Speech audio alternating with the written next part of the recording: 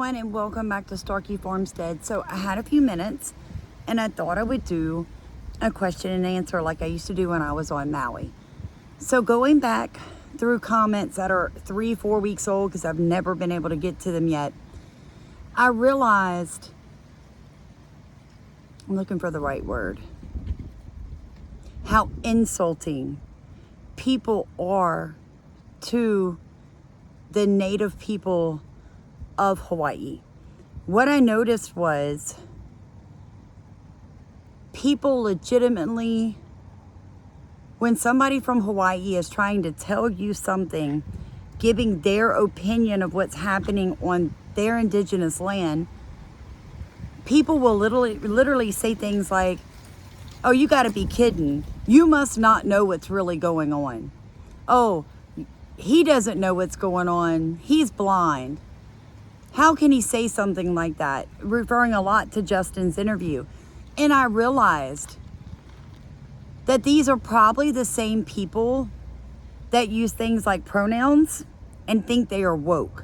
Because let me tell you how degrading and demeaning, looking at some of those comments where I was like, wow, like people really think they know more sitting behind their phone or their computer or even their smart TV, watching YouTube videos. They believe that they know the lay of the land and they understand how the government works there better than this gentleman who can literally trace his family roots back to royalty. And I'm like, no wonder so many people in Hawaii at first didn't want to speak to me, because they assumed I was going to be like the 70% of comments that I saw. They thought I had that kind of mindset, like I was going to argue with them about how they felt or what they saw or what their opinions were. And that was never the point, of the Maui trips. Moving on, something else that I saw that I'm still really uncomfortable with is, who were the officers that blocked the traffic? I have yet to see any documentation or them being named. Not one time in any video have I seen anything or anyone actually say who those police officers were. If you're in the Lahaina, Maui area and you saw footage and you actually know who those police officers are, please email me. Please email me. I'm being really serious, because they need to be spoken to. And I think the reason you're not seeing anybody say who are these officers, like on mainstream media or even YouTubers, is because they know that the government's not going to let them out of the bag easy. They don't want them people spoke to.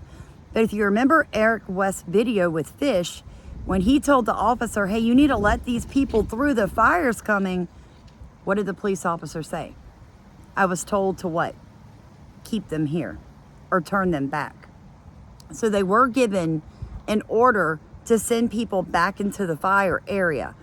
We need to know who those officers were. That's our new job. That's what we need to do. When I said that I would like to go to Maui and request the school board put a Amber Alert out on all missing children, the reason I said that is because the numbers are still a little off.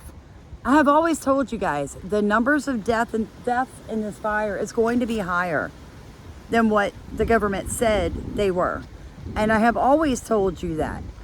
I think it's going to have more kids in it than you or I are going to be able to stomach, because we're good people and the death of a child is heartbreaking to us. So I want you guys to understand that. I'm not saying I think they were kidnapped. And there's a difference between kidnapped and missing, okay? So maybe I did a really poor job as an educator letting people know the difference.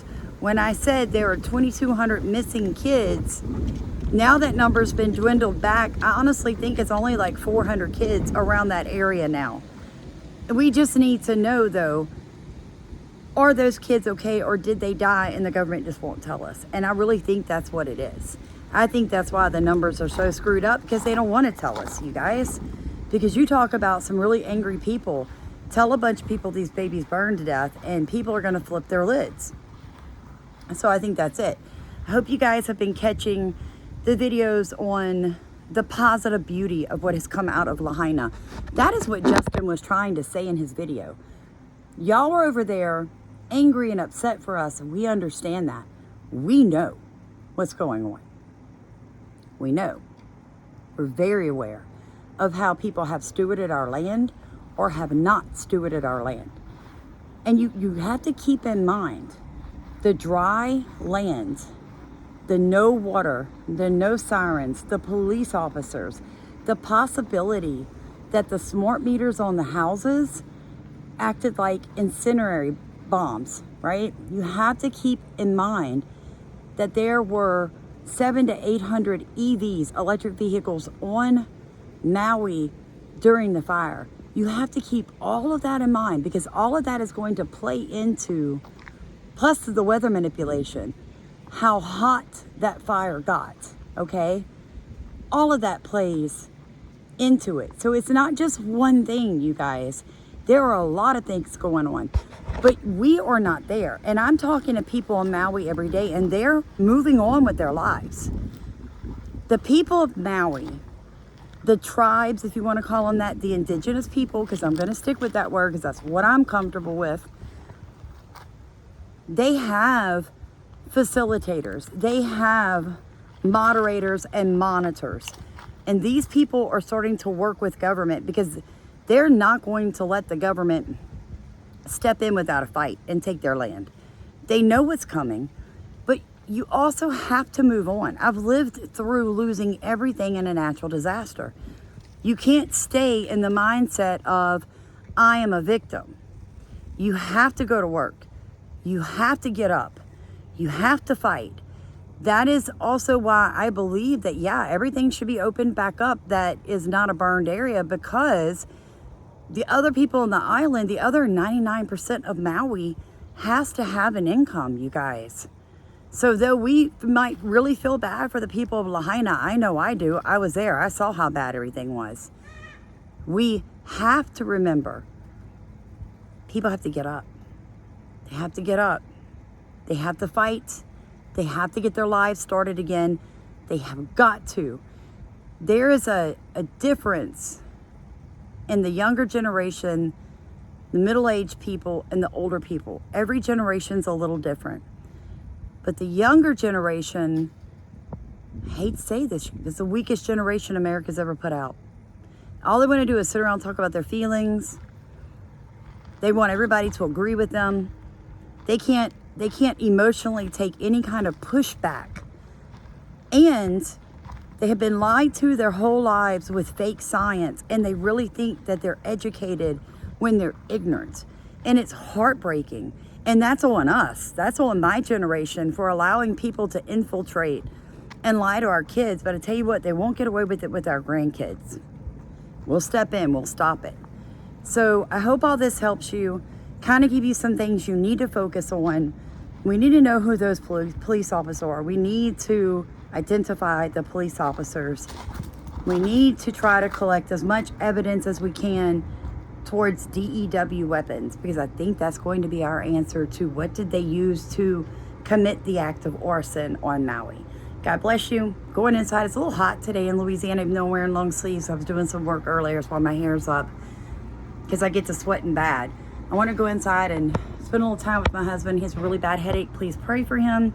God bless all of you. If you have not done so yet, please like, comment, and subscribe, because one thing we do, we keep it real.